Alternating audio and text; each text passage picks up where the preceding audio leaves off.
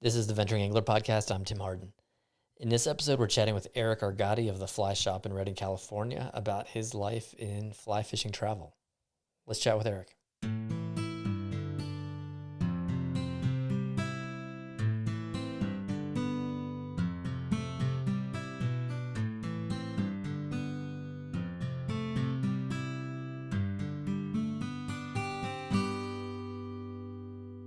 All right, we're here with Erik Argotti of the Fly Shop. Welcome to the Venturing Angler Podcast. Thank you. It's good to be here. And I'm excited to chat and tell you what I know. So you work in travel at the Fly Shop, correct?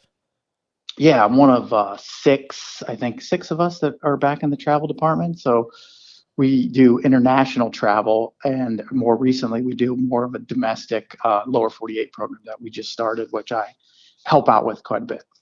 So you're based in Redding, California, but originally, what was your path to Redding? How did that come about?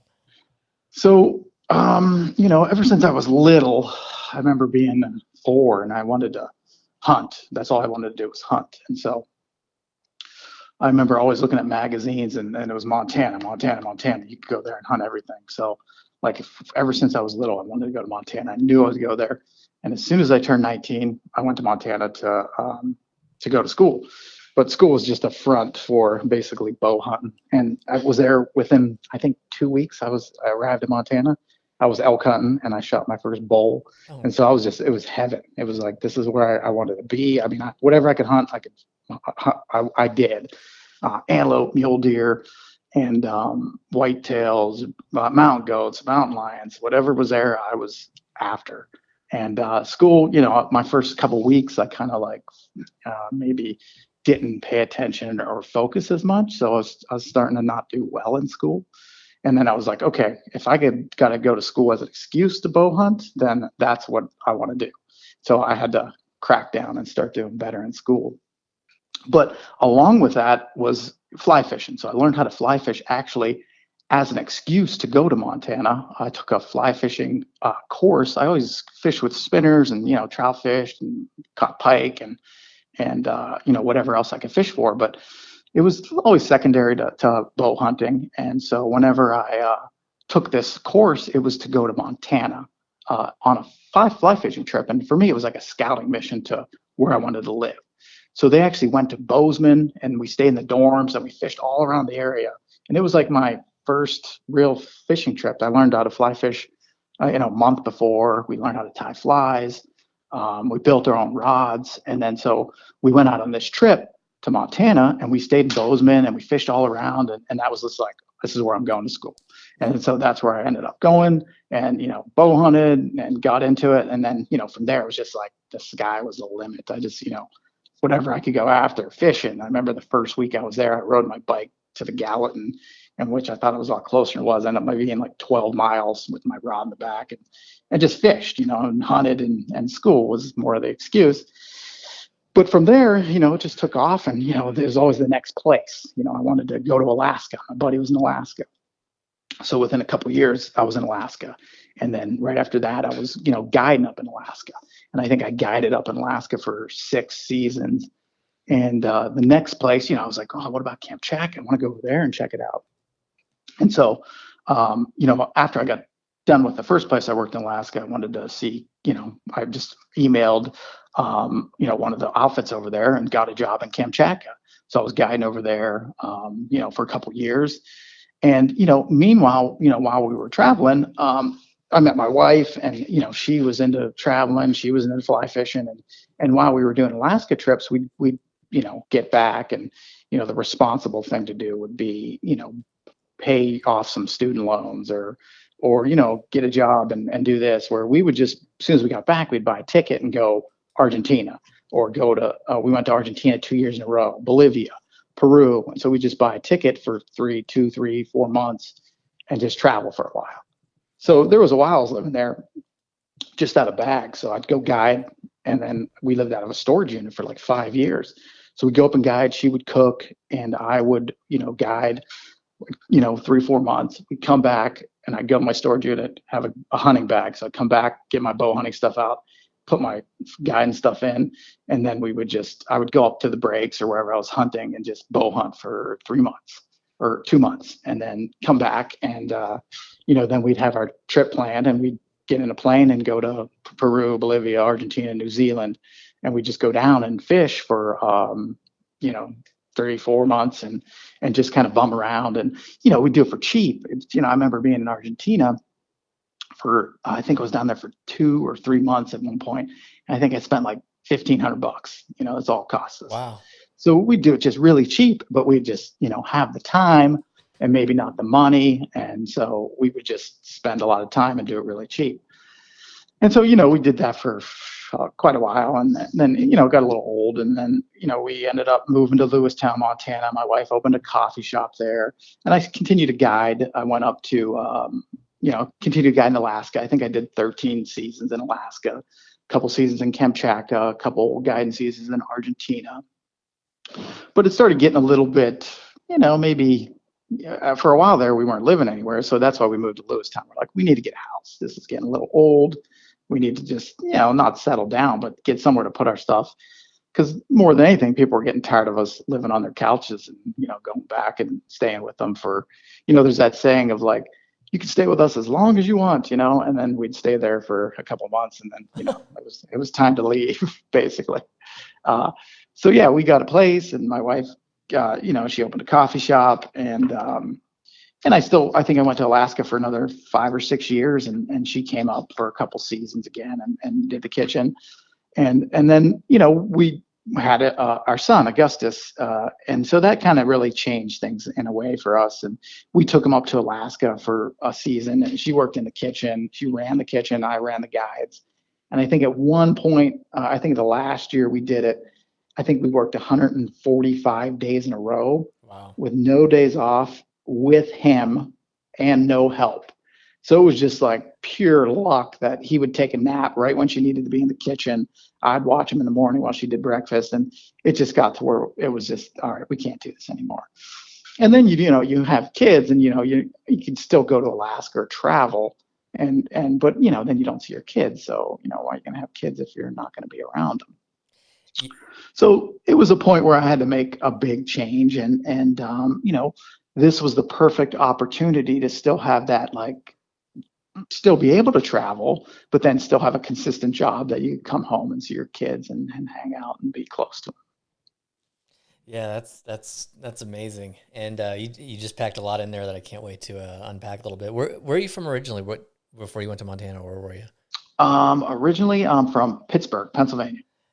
Okay, so similar. Yeah, I'm originally from Washington D.C. and Mm-hmm.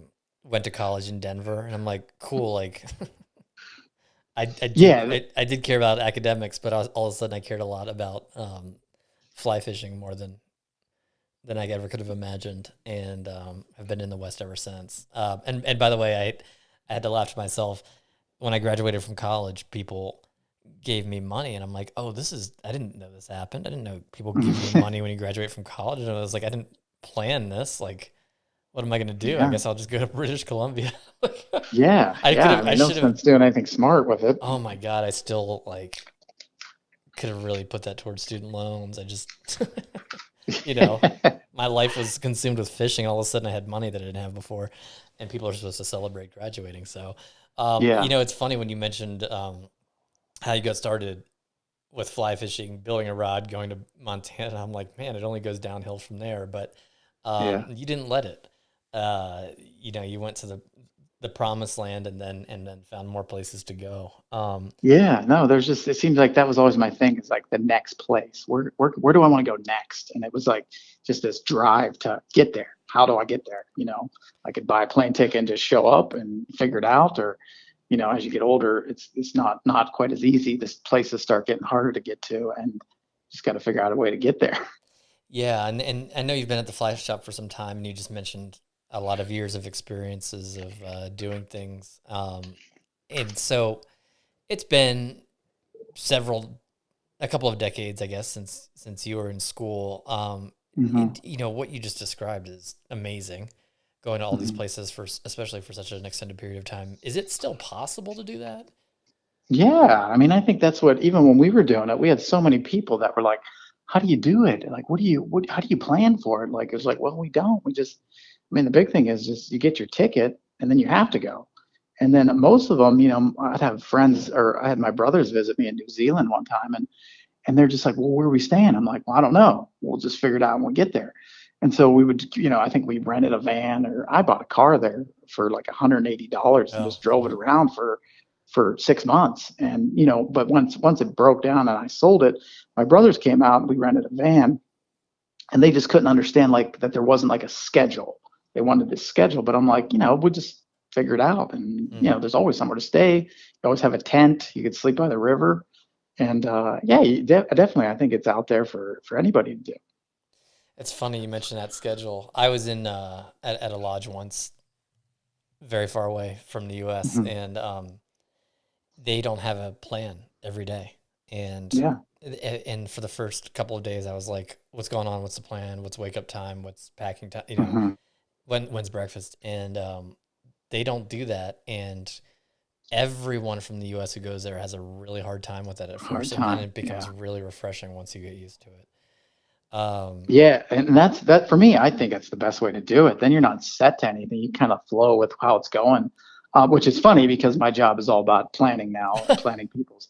And so half the time I get calls about, what's going to happen? It's like, well, just be ready for anything, but here's how it should happen, and here's what's going to happen. But yeah, I mean, that's the thing about travel is it's so up in the air, and I think it's a hard thing for people to understand is that especially when you're going to remote locations, that so much varies, the water levels and the weather, and so much of the fishing's based on you know the weather, and so you hope you're going to get this perfect week, but it changes so much, and you just got to be ready for anything. you mentioned wanting to find these next places. Hmm. What drove that? What, and I'm sure you still feel that way to some degree, even though your lifestyle's changed. What drives that in general for you? For me, there's always got to be something out there that I want to, see. If there's not something like the next place, I don't know. I feel like I get a little stagnant, and there's not, yeah, I don't know what it is. It's just something like deep down that just that next, even when I used to hunt, in Pennsylvania, it just wasn't big enough. So like that you go here and you could only go so far. Where Montana like kind of quenched that a little bit. It was just the right amount to where it's like, what's over that ridge? What's over this hill? Get to that one. And what's going over there? And so it got to the point where, then you start getting to bigger places like Alaska, and then it becomes almost like, okay, I can't see what's over there because it's so big. But it's just that desire to see the next place and see the next fishery, and you see that in a lot of the stuff you see online or on social media is just these new places or this next fish. It's kind of that what drives the travel industry is these same kind of people that want to find the next thing that's the cool, the not the cool thing, but just a new fishery that's gonna that's just a different style of fishing, or maybe the style of people really like sight fishing, or big fish or real aggressive fish, or just something unique. And I think it's just that certain people have that drive in them to keep going to the next spot, the next place. So it sounds like for you, it's more about the place than the fish, possibly. Well, it's for sure about the place, but the more, I mean, everybody I know that's fished for a long time, it becomes like the style. You know, um, for instance, for me, I went out. I was just in Idaho last week, and we went out, and a friend of mine never really fished with dry flies or droppers, so he got the dry dropper, and we fished, and he caught so many fish, and but there was nothing to it to make it challenging. So he had a great time. He caught a bunch of fish, but at a certain point, it was kind of like for me, I was like, okay, that's enough. I want to be able to like put something in there that makes it difficult, or puts a barrier to make it a little harder to catch them. So I think the more you do it, it's kind of like the next thing of the challenge of getting them, like where it's sight fishing, or where actually, your casting has more to do with it than just getting it out there and catching the fish. So I think it is about the destination, but it's also so much of it becomes the style. I think most people that do it a long time, it's dry flies, it's streamers, it's sight fishing, something where you put your skill level kind of more to the test. You mentioned bow hunting. Is would it be the comparable for you in the hunting world as well? Exactly. I mean, bow hunting is I bow hunted for a long time, and that's how I started. When I think I was like 9 or 10 is when I started bow hunting. And that's the way I learned. And so when I finally got out to Montana and started rifle hunting, it became more for meat, but it was still fun. I like doing it, but it was more of a, I'd crawl up and be like, oh man, if I go down here and just come up over that ridge, I'll be right. Then I'm like, wait a second, I'm like 150 yards away. This is easy rifle shot. So it's almost like, yeah, it's easier for sure to shoot something with a rifle because you don't have to get as close. So yeah, exactly. It gives you more of a challenge to get right there, get close and get in, like I just went tarpon fishing for the first time in May. And oh my gosh, I could see why like people do that. I mean, it's just that it's the same kind of emotion, it's the same thing of like, it's just a lot of sitting around, a lot of waiting, a lot of time, a lot of quietness, followed by just like 30 seconds of pure adrenaline to where, this giant fish is swimming at you. And, everything in you, you got like, 10 seconds to make a cast, and the 6 foot fish is swimming, and you're judging how fast it's going, which is hard to do when you haven't seen a 6 foot fish swim, that fast. Wind's blowing, and you just kind of, everything you got is just like that split second of all your casting ability. And, you're just kind of guessing. You're using the wind thrown out there, and you put it out there, and that's it. And that's your shot, and then gone. And then, you either got it or the guide sits there and goes, you could have put a little further left. And you're like, well, yeah, of course, that's where I was trying to get to, but the wind blew it and he was swimming faster than I thought. And so that's just that like same emotion with bow hunting. You're sitting there and all of a sudden a big bull comes and it's like 10 seconds later, he's right in front of you. And you sometimes you don't even think, it just all happens. And you're like, what just happened? Yeah, oh my gosh, I could just imagine all of that as you were saying it, and Hmm. it's so exciting. I was actually gonna go bow hunting for elk tomorrow, but Nice. you Nice. I you miss can't bow hunting for real. you can't really see outside with the smoke right now, so it's gonna have to wait till next week when it cools down. Yeah. Yeah. But I just thinking about what you're saying. I remember when I went tarpon fishing for the first time. I was like, okay, I guess I'm gonna have to figure out how to like change everything in life and dedicate myself to this. Yeah. Yeah, that crossed my mind. I'm like, wow, this is my new favorite fish in here. How Yeah. do I do more of it? And I also think that getting into tarpon fishing made me get back into hunting Yeah. because the hunt is so much a part of that. And Yeah. there's so much excitement in that, as you described. Yeah. And that's the thing for me is I'm new to saltwater fishing and I want to do a lot more of it. I've always gone where it's cold and trout and, where it's, just what I've done. But, my favorite place to fish, well, not too long ago, like if someone said you could pick one place to fish for the rest of your life, it was easy. It was New Zealand, just because it was a place where it's hunting and fishing combined. Right. It's just not standing there casting the whole time. You don't even cast until you see a fish. So you walk the bank, you hunt, and so it becomes more of your skill to spot the fish. Like if you could spot a fish, you're going to catch them. And if you could spot them in the calm water, they're easier to spot, but they're harder to catch. So if you could start picking them off in that real like shelves and faster little pockets, you're going to catch them because they don't have as much time to react. But so much of your skill level comes in like seeing the fish, which is the same as saltwater fishing. And so I just to me that was my favorite style. Walking banks, looking for fish, and then once you see one, you just it's not even like, oh, get in there and cast. You're like, just watch him for a little bit, see what he does, see how he moves, and you're just kind of seeing his patterns and as he goes around and comes back up, and then it's kind of a team effort. One person gets up top, other person's down below, and then you got to kind of work together because when you get down below, everything looks different. And so when you start casting, you're like, oh shoot, where was that fish at? And then the upper person's got to explain it to you, like, oh, he's up by that stick. Okay, a little higher up. All right, he's there. Put the cast in. And so that I don't know, I just like that whole sight fishing just gets me going. And so everybody I talk to that fish in New Zealand, they're like, do you saltwater fish? I'm like, no. And they're like, you got to saltwater fish. That's the best. It's the same thing.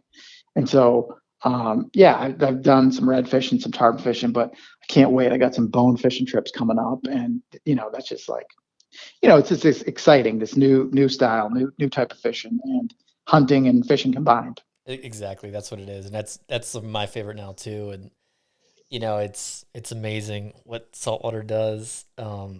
People ask me all the time, like, name one of your favorite places. I'm like, Everglades, and like Mhm. they're always taken Yeah, aback, but there's so much of that there, and you feel like you're exploring. And the yeah, first time I went to the Everglades, it was a trip that got moved from the Keys, and I was furious. And hmm now love that place. But it's like you get in a tarpon and bonefish, and then all of a sudden, I realized one day, like, I've been saltwater fishing for a long time. I've never caught a redfish, so hmm I wanted to get a redfish, and I was like, yeah, I'll just scratch it off my list and never do it again. And caught a hmm redfish, and I was like, okay, let's do That's that. pretty cool. Let's do that. Let's do that lots now. Um, Yeah. so yeah, it's it creeping up on them, and the boat getting pulled up, and you see the fish, and you hmm cast, and Yeah. plot what you're doing. It's just so much fun. hmm Um, Yeah, and there's a certain, like, I don't know, there's a certain social aspect. I'm so used to doing things on my own. Like bow hunting was always solo, always by myself. Where it's fun. It's kind of fun to watch your buddy or your whoever you're fishing with make those casts and feel the pressure, and you can kind of feel it on them, and then watch them kind of like, oh, you blew that one, or oh, nice cast. Like, there's a certain, I don't know, it's different in saltwater fishing where it's kind of fun to have that kind of the guide and yourself, or and your partner fishing, and just see that, just hanging out with it on the boat and sharing that with somebody else. yeah, and I know you're a photographer. It's also a great place when the other person's on the bow to take photos and um, Yeah, exactly. Yep, exactly. You have time to get the camera on, try to get that jumping shot, or just the action shot. yeah, and great landscapes, and it's great. Um, so a story that I've heard from Terry Jepson at the Fly Shop is about how you got a certain guiding job in Argentina, and Mm, I love this story, and I'd love for you to explain that to yeah, everybody. yeah. So I was saying before how, my wife and I, we would go to Alaska and we would come back, and, that was first place. I think it was the first year I guided, second year I guided in Alaska. And we came back, and, we would just be like, all right, where are we going? Let's buy a ticket to Argentina. So we bought a ticket to Argentina. None of us spoke Spanish. We practiced, I went bow hunting, and then we decided to go down for, I think we got a ticket for 3 months. And we went down and fished and hitchhiked. And, it was a little rough at first, trying to get out of Buenos Aires and not speaking any Spanish. But we got on a bus, we made it to Alamine and fished all around there and just kind of made our way south, and then we went up north, and we didn't really know where we were going. We would just kind of flip through. I think I got an Argentina book, and we would hitchhike, and someone would we'd tell them we're fishing. They'd drop us off in a place, and we'd fish.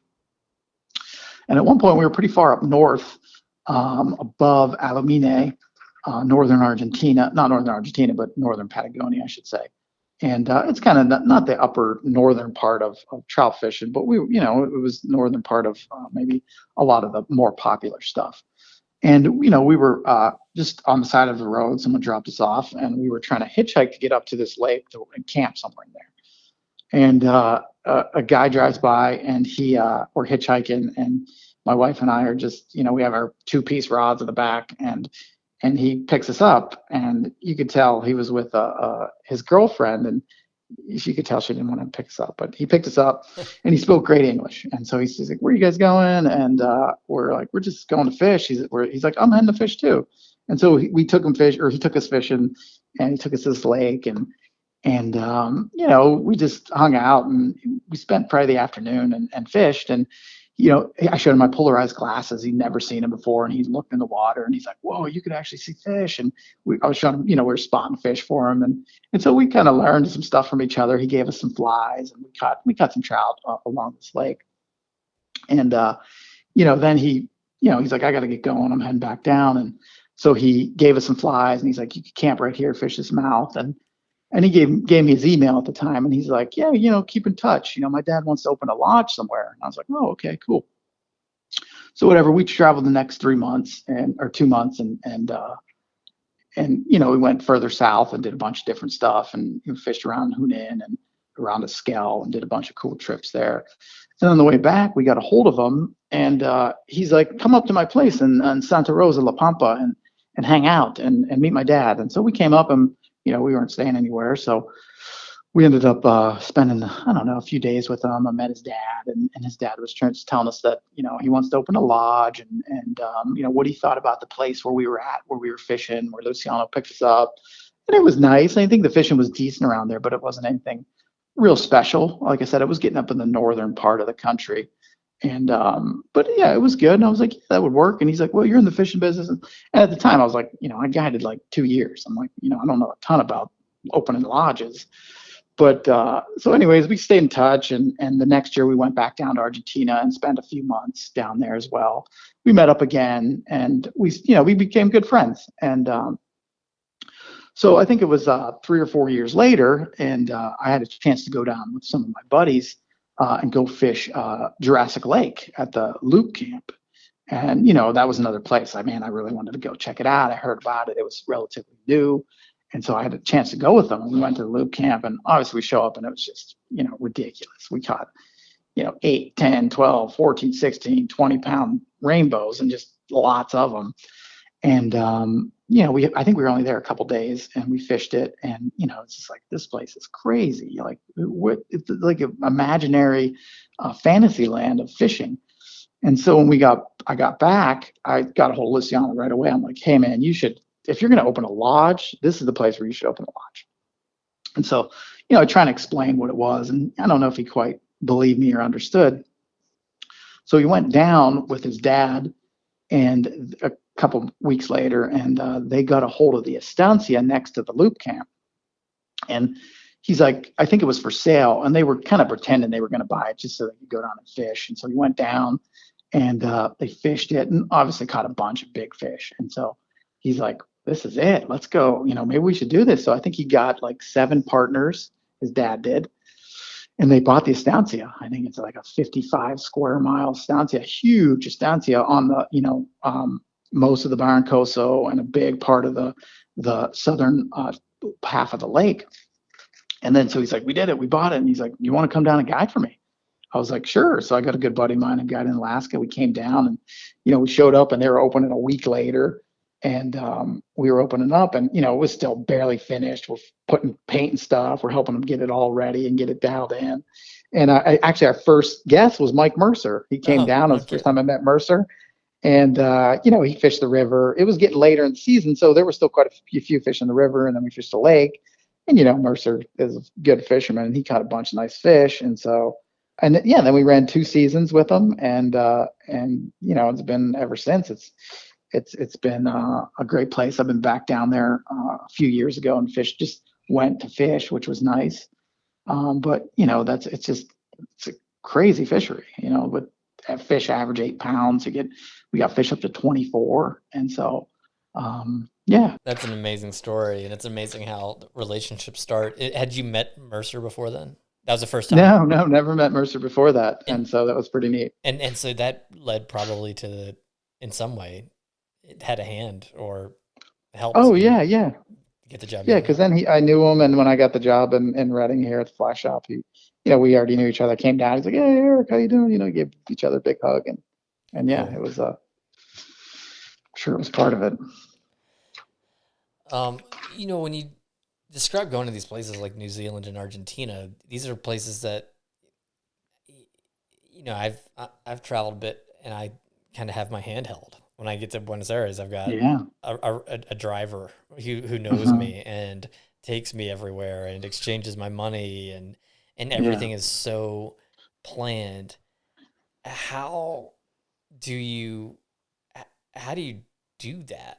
Like, not just logistically, but how you said you booked, tickets for places for these extended periods of time. Yeah, that was always the big part is just, okay, how long do we want to go for? And that was the start. All right, we'll buy a ticket for, January 1st, and we'll come back March 1st or April 1st. That was it. And then whatever was in between that, we just figured out as we went. But yeah, I mean, I think you have to have a little more sense of adventure and be open to, basically anything. You can't be expect everything to be exactly perfect. And I think I used to tell people that at the time. I think if you have the time and not the money, then it's you could do trips like that because you don't just figure these fisheries out overnight. It takes, it took us. I remember the first time I went to New Zealand. I actually went down there for student teaching. So I lived down there for 6 months, and I think I was in Bozeman, and they're like you could teach and student teach in Belgrade or Livingston, or you could go to New Zealand. And I was like, yeah, that's a pretty easy choice. And so I ended up student teaching in New Zealand. And even when I got there, the guy who was like kind of taken or took me under his wing, he's like, "You're really not here for the teaching, are you?" I'm like, "No, I'm here to fish." Mm-hmm. But there's just a certain. It takes a while to figure that stuff out. So the first year we went there, I lived there for 5 months, did my student teaching, and then after we were done, my wife came down and we fished for like a month on the South Island, and it was hard. It took us. We had a month of fishing, but we didn't catch a lot of fish. It was hard seeing them. It was hard figuring out what to use, and so we had a lot of time, but we still didn't figure out where. I think most people have the money and not the time, so they want to show up and go, I want to start catching fish. I've got a month to figure this out, and so. But then we went back the second time, so my wife and I actually got married in Fiji, and then we went to New Zealand. We bought a car, and then we traveled around the South Island for 3 months and fished every day. And so it was just this like boom. We already kind of were getting into it, but this time everything kind of fell into place, and we got it dialed in to where, we had some friends come down, and they were there for a couple weeks and doing the same kind of thing. And they're like, man, we just can't catch fish. So we took them down to this river, and it's like, spotting them, getting the setup. And like, they had one of the best days they had so far that trip. And so it takes a lot more time to get it all dialed in. But, when you have that time, it's fun to figure it out on your own. That's what I love doing. I think being a guide for a long time, that's kind of what you do. You kind of figure it out. You got to kind of figure out what's working, leader lengths, where I think most people, they want to come down for a week. They want someone to grab their hand, put their leader length on it, put the fly on it, show them where to go, show them where to cast.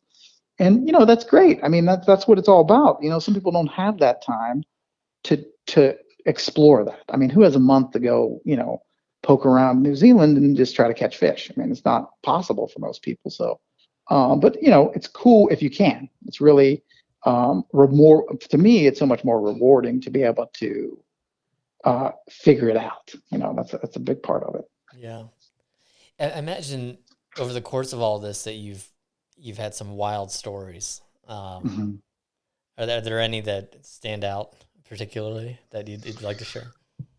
Um, you know, there was one I was just telling at the Idaho, and it's funny because like these guys were up there and they were telling their bear stories, and when you've never been to Alaska, everybody has this bear story, and they tell it and it sounds so scary, but when you guide up there, you got like thousands of bear stories because bears are all around, and seeing one close is common. You go fish Brooks Lodge, and you'll see 60, 80 bears in a day.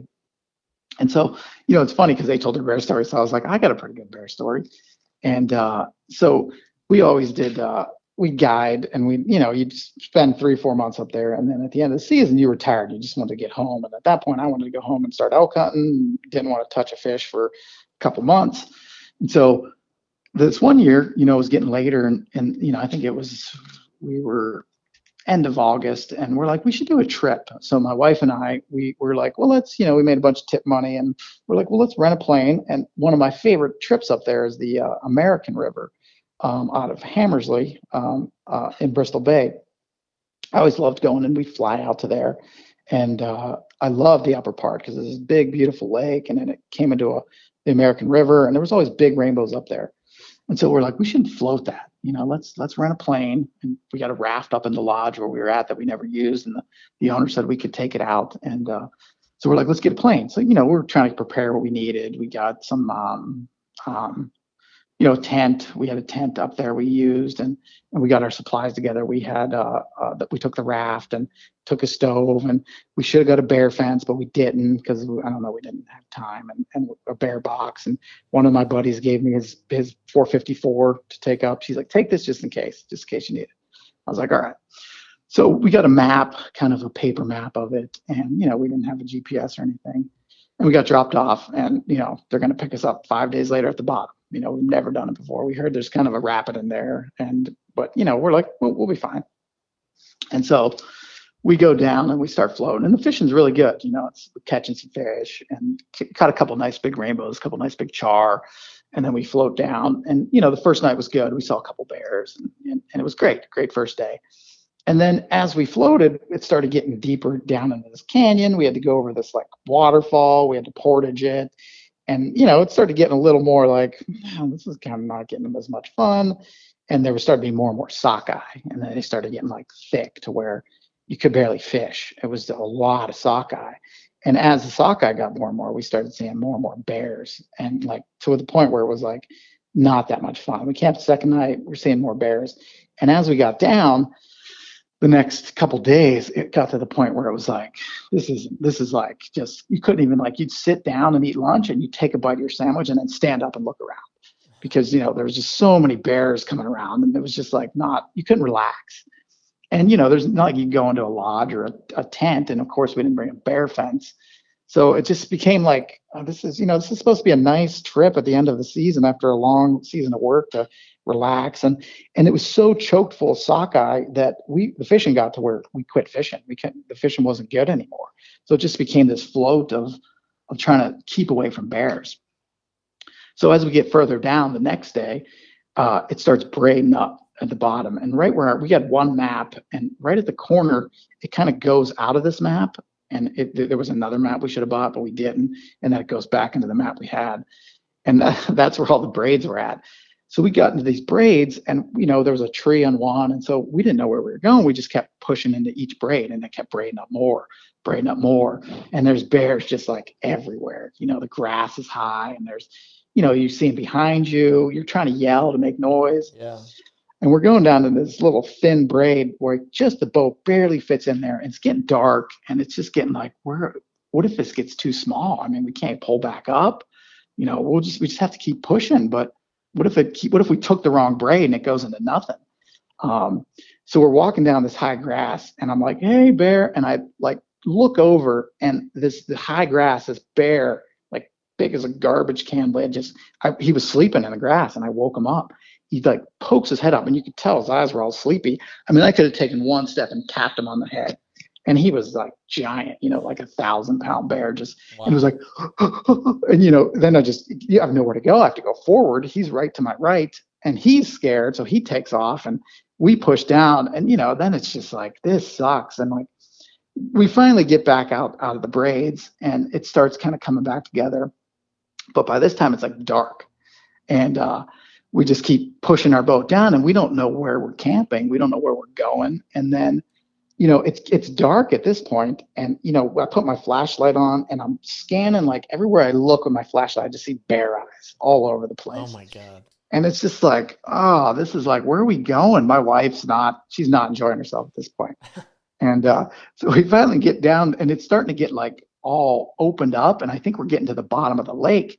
And so we're like, we can't go here. We saw a spot, so we ended up pulling the boat back up the river like quarter mile in this one little spot. And we ended up setting up camp there, and just like, okay, we're camping here.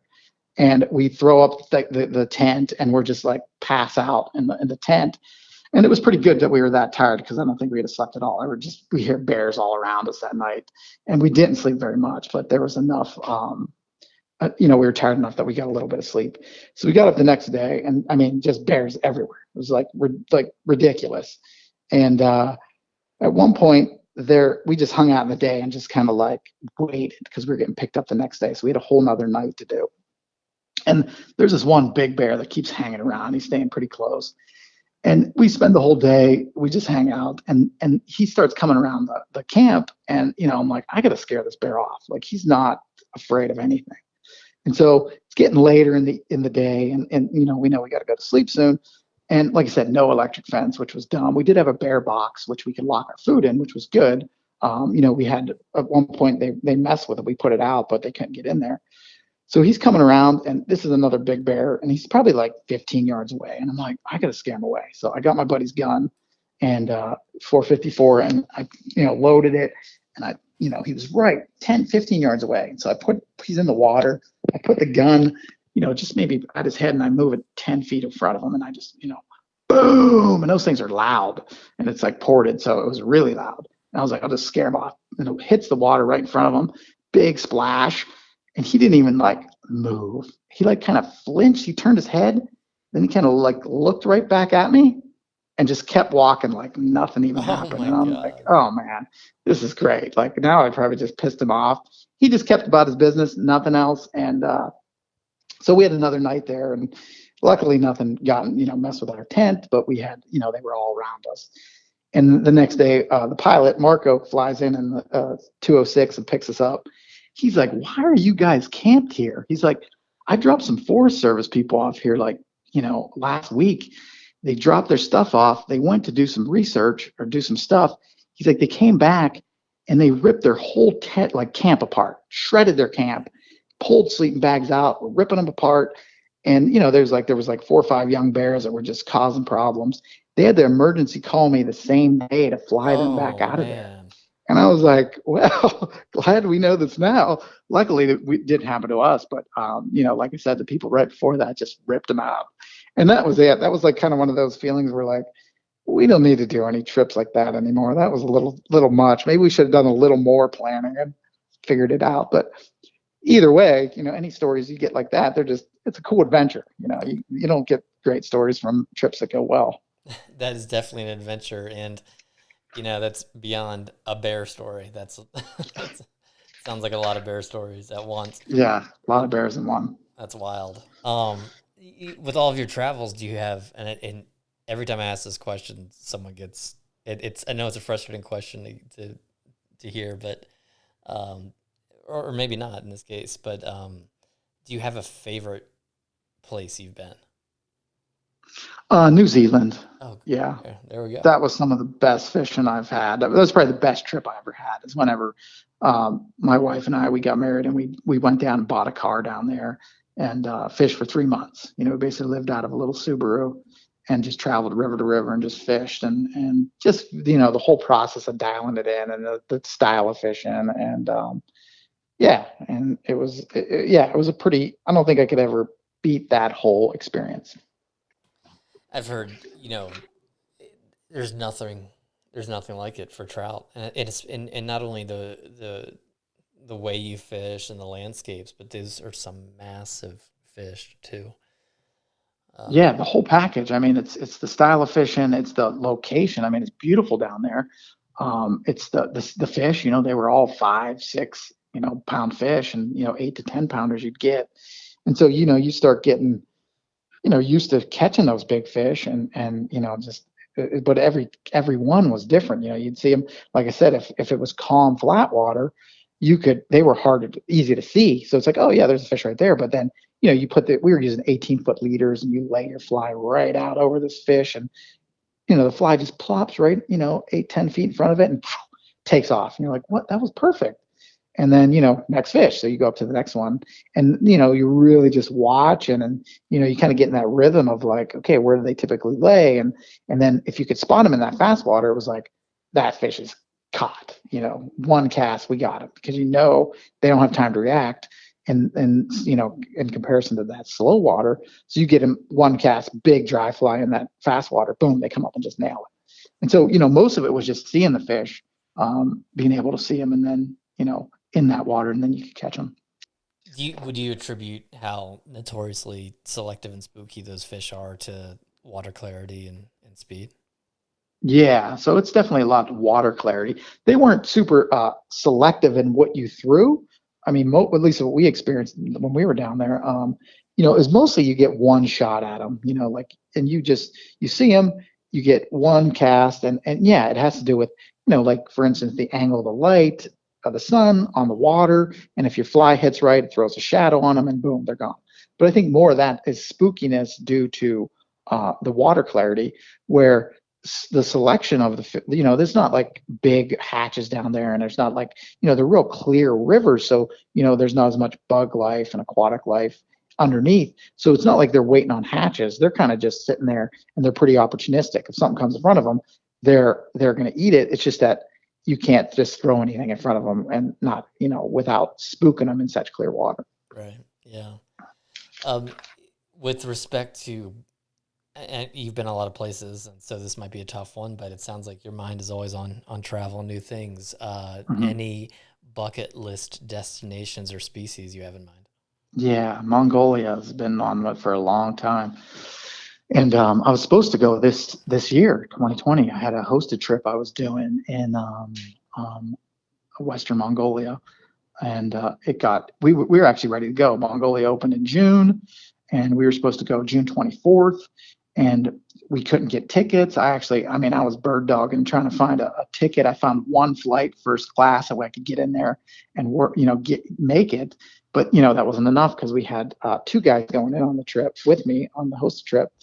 And so it was weird because they opened up flights, but it was only for, I think, people coming into the country that were residents. And then they ended up not opening. It kept getting pushed out. But it was a strange deal where the country was open, but you couldn't actually get a flight to get in there. So that got canceled. But it's going to be next year.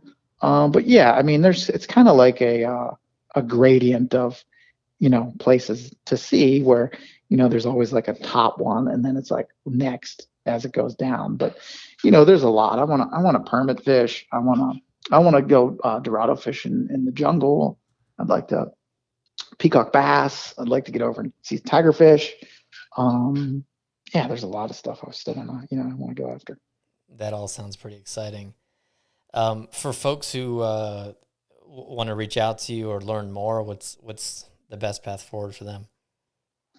You mean as far as places to go, or? Or advice about trips, or even Oh yeah, uh, yeah. That's the cool thing about us back here is we all kind of have our specialties. I handle Kamchatka, and I help with Alaska. I help with Argentina and even New Zealand. And I'm still getting into saltwater where, we got Erik Ersch, who, he's been saltwater fishing since, the early 70s. And so, that's his thing. That's what he knows about. So, and then you got Justin, who's the two-handed guy. And, I've done a bunch of steelhead fishing in British Columbia and all over, but, that's his thing. That's what he loves to do. And so, we're all kind of specialized in locations and what we like to do.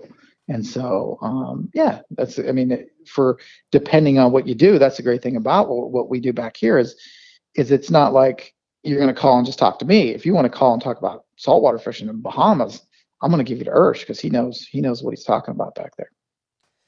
well, that said, for those who want to see more about some of these destinations and also find out how to reach out to Erik, check out theflyshop.com and on social media at _fly_shop. And they're also on Facebook and Twitter. Erik's contact info is on the website too. And I really enjoyed this conversation. I'd love to chat more, especially about some of these specific destinations. Yeah, I'm all for it. And that bear story was amazing. So I can't wait to chat again. And thanks for coming on. Yeah, thanks, man. Appreciate it.